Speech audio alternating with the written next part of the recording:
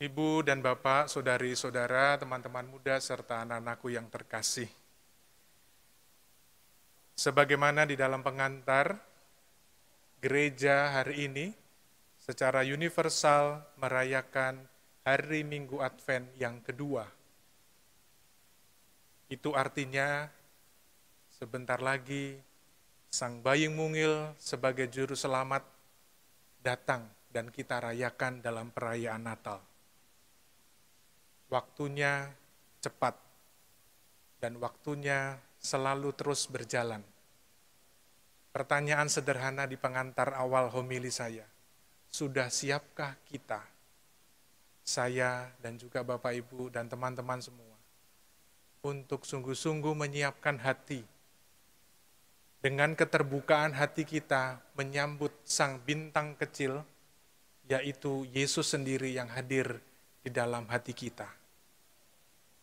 Apakah selama ini, di dalam kehidupan kita beriman, di dalam keluarga-keluarga, di dalam komunitas, bahkan di dalam pelayanan-pelayanan kita sungguh punya kesempatan dan waktu, dan bahkan menyediakan waktu untuk sejenak melihat sejauh mana diriku, sejauh mana diri kita di hadapan Tuhan, sungguh-sungguh membuka hati, menyiapkan jalan bagi Tuhan.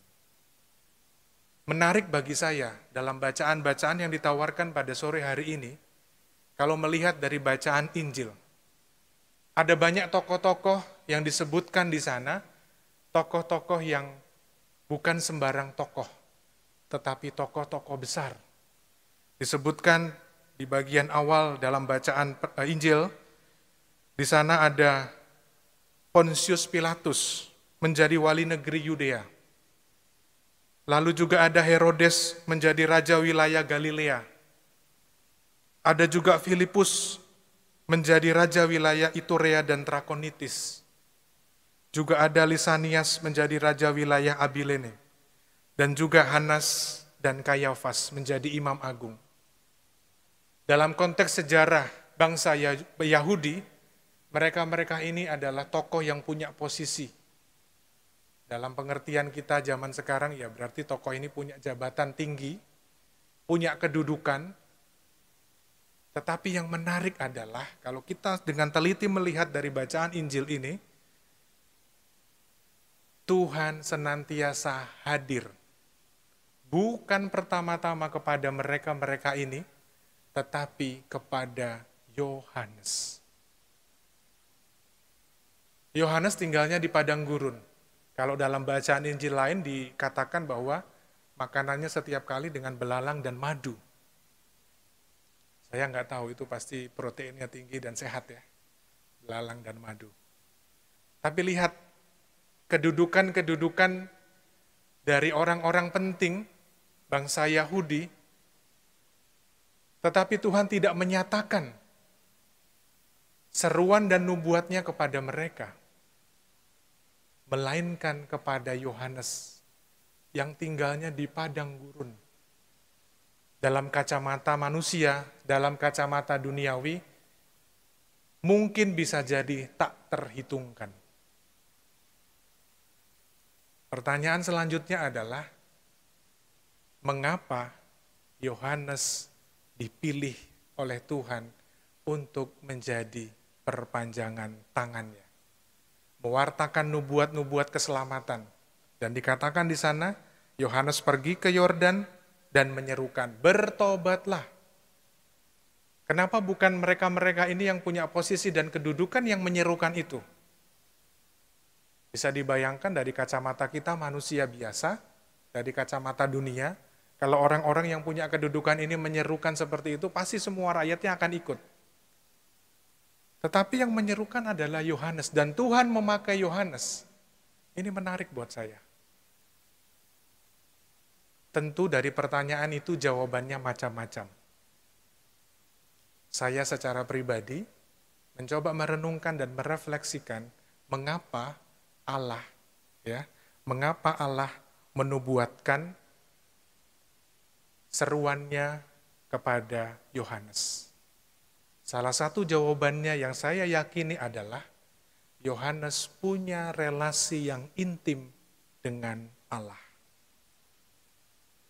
Keintiman dan juga keakraban relasi inilah yang menyebabkan Yohanes menjadi perpanjangan tangan Allah untuk menyerukan pertobatan.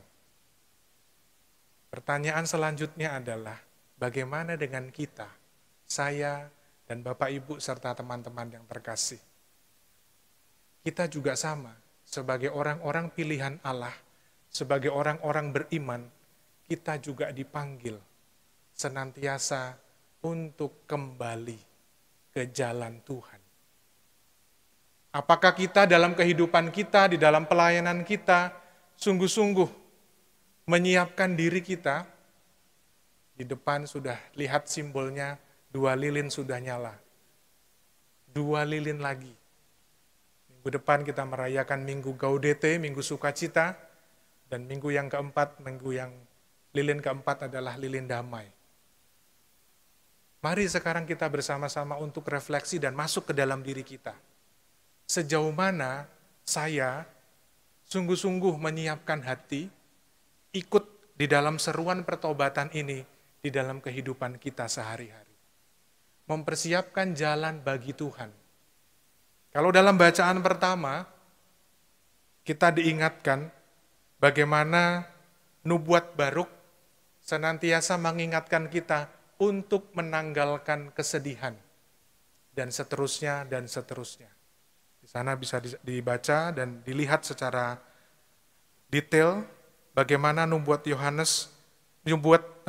Nabi Baruk sungguh-sungguh menempatkan kita sebagai manusia untuk senantiasa mempersiapkan jalan Tuhan, bukan hanya dengan sukacita saja, tetapi juga dengan jalan pertobatan. Seruan pertobatan yang sama, Tuhan sampaikan melalui Yohanes kepada kita semua, untuk senantiasa bersih-bersih diri, bersih-bersih hati. Moga-moga dengan seruan pertobatan ini, kita semua sungguh-sungguh siap menerima kehadiran Tuhan, menyambut kehadiran Tuhan, dan sungguh-sungguh pada saatnya nanti, pada saat perayaan Natal, kita menyambut Tuhan dengan hati yang bersih, dengan hati yang penuh sukacita. Maka di dalam Minggu Advent yang kedua ini, saya mengajak kita semua sebagai tanda pertobatan. Tentu Bapak, Ibu, dan teman-teman sekalian bisa memilih jalan pertobatan, ada banyak macam.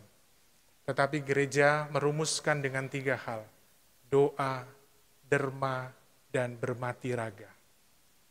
Moga-moga 3 hal ini yang senantiasa kita lakukan dengan ketaatan dan kesetiaan kita untuk senantiasa menyiapkan jalan Tuhan, sehingga Tuhan sendiri yang sungguh-sungguh hadir di dalam hati kita. Mari kita mohon dalam perayaan Ekaristi sore hari ini, sungguh-sungguh menyiapkan hati kita untuk senantiasa membuka hati, membersihkan diri kita, membersihkan hati kita dari segala kekotoran, kerapuhan, dan dosa kita, sehingga pada akhirnya kita siap untuk menyambut kedatangan Tuhan dengan penuh sukacita, dengan penuh kedamaian, di dalam keluarga kita, di dalam komunitas kita, dan pelayanan kita. Dengan keyakinan dan harapan itu, mari kita lanjutkan ibadah kita.